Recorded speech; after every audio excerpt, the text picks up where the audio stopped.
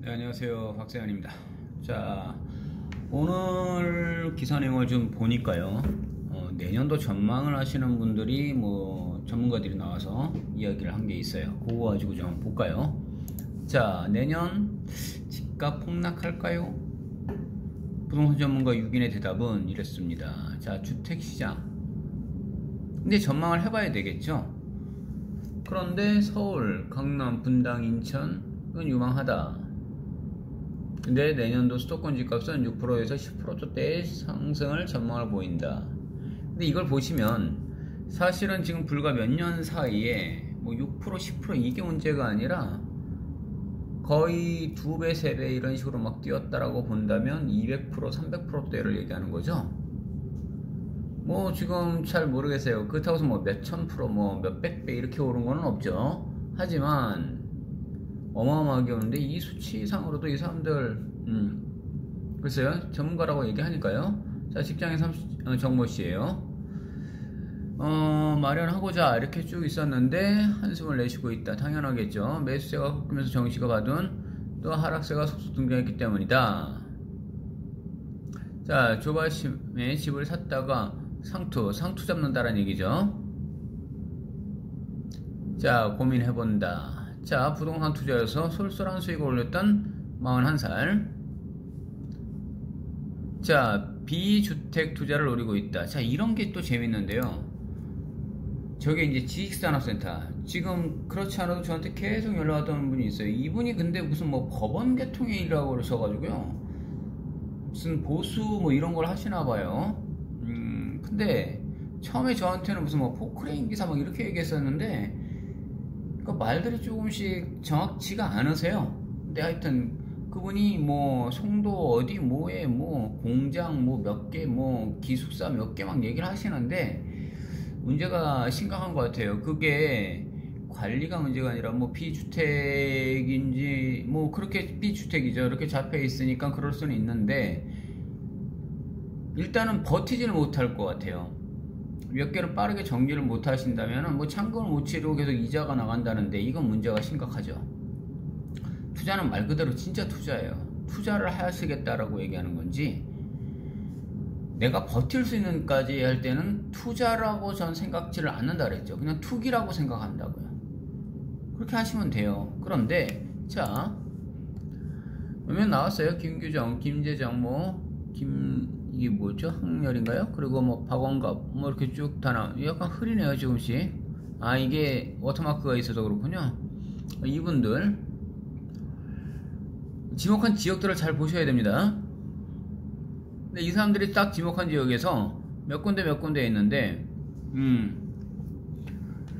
제가 찍고 볼 때는 원래 서울 경기는 어차피 여기서는 다 빼고 봐야 되는 거예요. 서울 경기 인천이라는 것들은 솔직히 다 빼야죠. 그런데 서울, 경기, 인천은 어차피 다 수도권이니까 그쪽을 다 뺐다라고 했을 때 경기도권 들어가는 게 평택 하나예요. 근데 저는 여기서 하나만 더 찍어볼까요? 화성 들어갈 수 있고요.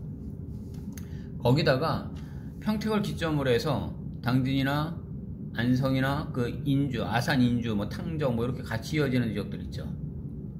그리고 조금 넘어서는 당진이나 이런 쪽까지도 바라볼 수가 있다라는 거예요. 왜냐하면 일자리가 들어가 있으니까. 막강한 일자리가 없으면 이야기를 하지 않습니다. 그런데 일자리가 어마어마하거든요. 자, 그렇기 때문에 그쪽은 유심히 보라는 것들을 꼭 전해드리고 싶고요. 그리고 또 하나 좀 참고적으로 얘기하면 아까 이쪽에 계속 얘기하지만 인천 쪽도 좀 청라 송도 이렇게 얘기 나오죠. 근데 저는 이제 김포 쪽에서부터 같이 이어지는 김포 신도시잖아요. 거기도요. 근데 거긴 경기도라고 보지만 사실은 김포라든지 그 밑에 검단이라든지 인천 경기 서울 이게 구분이 있을까요? 사실 그래요. 행정구역에 구분이 있겠지만 같이들 다 붙어있는 그거라면 이게 무슨 구분이 이렇게 끝까지 이렇게 꽉 잘라가지고 있겠습니까? 하다못해 강동구 쪽에도 보면 강동구에 사시면서 실제 명일동이 아니거든요. 거기 성동여성 쪽 성동여성 성덕고로 바뀌었죠. 그쪽 넘어가면 건 천호동이에요. 근데 사람들이 대부분들 다 얘기하다 보면요 길동도 구분다리도 대부분들 다 어디 사냐면 다 명일동이라고 얘기해요. 그냥 솔직히 경기도 쪽으로 넘어가게 되면은 미사 쪽 넘어서는 미사보다 더 많이 처음에 이름이 났던 데가 덕소란 지역이에요. 근데 이 덕소란 지역이 보면 그 옆에 월문리가 있고 무슨 뭐 도곡리가 있고 실제로 뭐 그런 그 지하실역도 있어요. 도곡리죠. 그쪽 뒤쪽에도 보면은 그 다음 팔당 뭐 이렇게 넘어가는 그 경의중앙선 라인들이에요. 그런데 대부분들 어디 사냐고 딱 물으면은 그냥 다 덕소 산다고 얘기를 하는 거예요. 덕소란 지역이 그렇게 크지도 않은데 대부분들 다 그쪽이다 어느 한쪽에 지명도로 그냥 찍고 들어가는 거겠죠. 이 이야기를 뭘 하냐면요, 송파든 강동이든 거의 경계선 쪽에 같이 있다 보면요 그냥 뭐 그쪽에 있는 어떤 한 지명을 같이 휩쓸고 들어가는 거예요. 그러면 제가 이 이야기를 왜 좀 장황하게 좀 먼저 얘기를 했냐면요, 김포라든지 요즘에 그 장릉 그거 갖고 굉장히 좀 말이 많죠. 뭐 계속 얘기를 했는데 관심이 없는 분들은 사실 모르더라고요. 제가 주일날에 조금 이제 아는 인맥들이라고 하나요? 이렇게 지금 친분 관계 있는 사람들을 통해 가지고 장릉 이야기를 계속 좀 해봤더니 몰라요. 아니 이게 어마어마한 사건인데 유네스코하고 문제하고 이렇게 했을 때 뭐 그런 게 있었는지 관심 바뀌죠.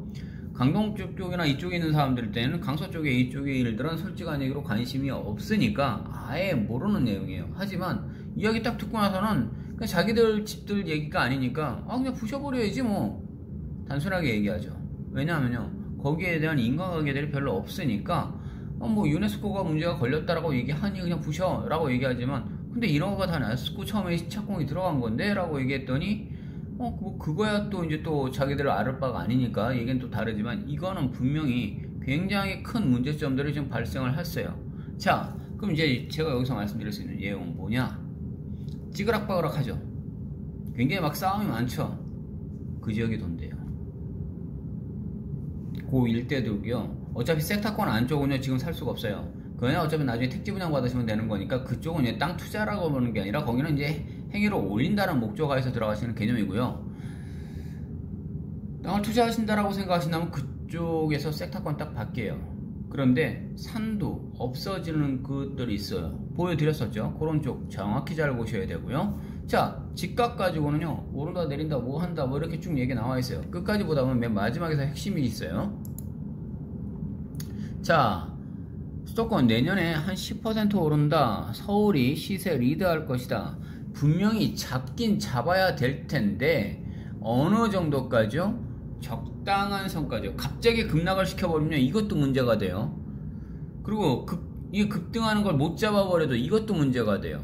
차기 정부는요 무슨 수를 쓰더라도 이걸 보합으로 만들어야 돼요. 올라가는 거는 때려주기도 못해요. 보합이고 서서히 떨어뜨려 줘야지만이 이게 그래도 경기가 돌게끔 만들어줄 수 있는 겁니다. 자, 그렇지 않다면 이거는 굉장히 심각한 일이 많이 벌어질 거예요. 자, 쭉 계속 막 나와 있어요. 성남시 뭐 분당구 평택 뭐 여기 쭉 다 나와 있죠.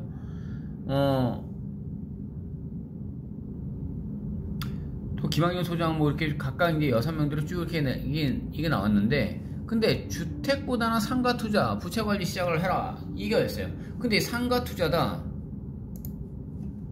전 저 얘기 듣고 나서 굉장히 아주 좀 극단적으로 반대를 얘기하는데요.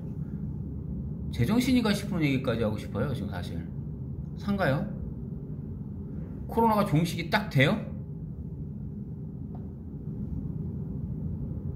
막말로 얘기해서요. 지금 상가라든지 자영업이라든지 이쪽을 지금 권한다는 거예요. 저는 정신 나간 소리 아닌다면 이거 미친 것 같은 생각이죠. 왜 이렇게 심하게 얘기하냐고요? 지금 처분을 못해서 안달인데 저한테 계속적인 자문 전화 들어오는 거 지금 거셨던 분들한테 하면 그 번호도 쫙 한번 다 나열해 드릴까요? 전화 들어보실래요? 안 돼요. 저건 정말 진짜 위험한 발상이에요. 그러면 자, 부채 관리부터 이건 당연한 얘기예요. 이렇게 꼭 해야 되고요. 자,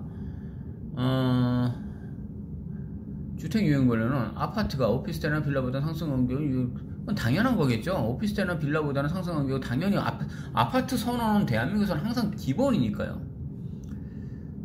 자, 신축은 가격 상승 반영이 쉽고 죽일 때 이것도 마찬가지고요. 이걸 주로 어디를 볼 수는 되냐면요, 경기도 이게 서울권에서 물러나죠. 물러나게 되면요 강동 쪽만 비교를 해볼게요. 강서 쪽을 비교하지 말고요. 그러면 이 서울권에서 강동구 쪽에서 살던 사람들이, 즉 강남에서 송파로 가고요, 송파에서 강동으로 가요. 근데 강동에서 물려나면 하남 쪽으로 빠져요. 근데 하남에서 빠지면 어디로 가면 경기도 퇴촌이나 광주나 요쪽으로 또 빠져 들어가는 거예요. 그 위쪽으로는 덕소라든지 이 위쪽으로 들어가 있고요. 근데 미사 쪽은요, 아직까지도 강세를 보이고 있는 거예요. 이런 식으로 가는데, 왜 지금 제가 이 지역을 얘기하냐면요, 퇴촌 일대도 싹 돌아보면요, 거기는 아파트 단지가 없어요. 굉장히 큰 아파트 단지가 지을 수가 없죠. 왜? 상수 보호지역들이니까요. 그러니까 4층의 건축행위들 대체로 전부 다 뭐예요? 다 빌라촌들이에요. 어마어마하게 많아요. 무슨 폴에 한번 거기 이제 식사들 하시려면 이렇게 쭉 한번 가보셔요. 거기 뭐 토마토 축제 뭐 이런 것들이 있으니까요. 가다 보면 무슨 폴에 굉장히 많아요. 상당히 많이들 있고요. 그 사람들요, 다 뭐예요? 빌라 분양이에요. 근데 희한한 게 있어요. 정말 재밌어요.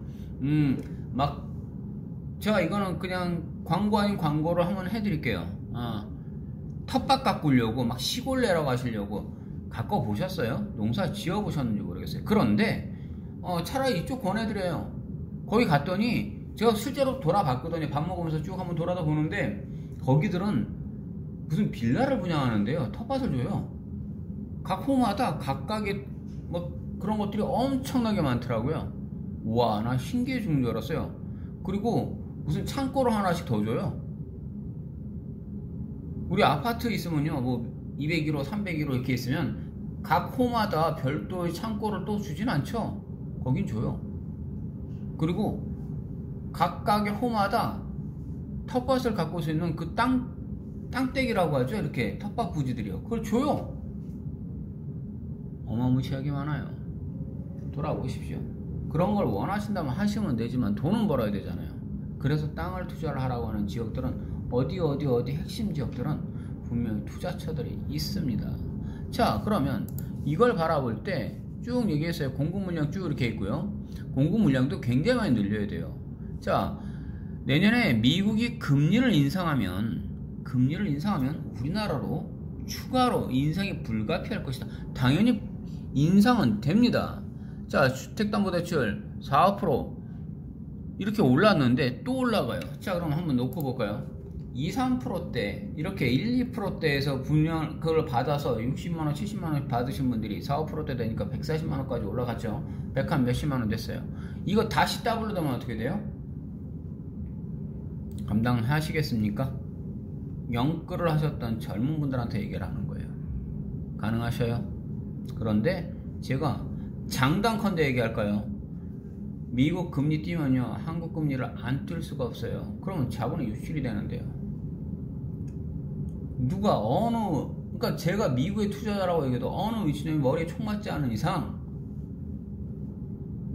이 한국에다가 돈을 더 묶어놔요. 금리가 여기 조금이라도 나야지 여기다 묶어놓죠. 그건 당연한 얘기가 아닙니까? 가장 기본적으로요, 우리가 역지사지라 그러죠. 입장을 한번 바꿔놓고 생각하면 아주 간단하게 답은 나와요.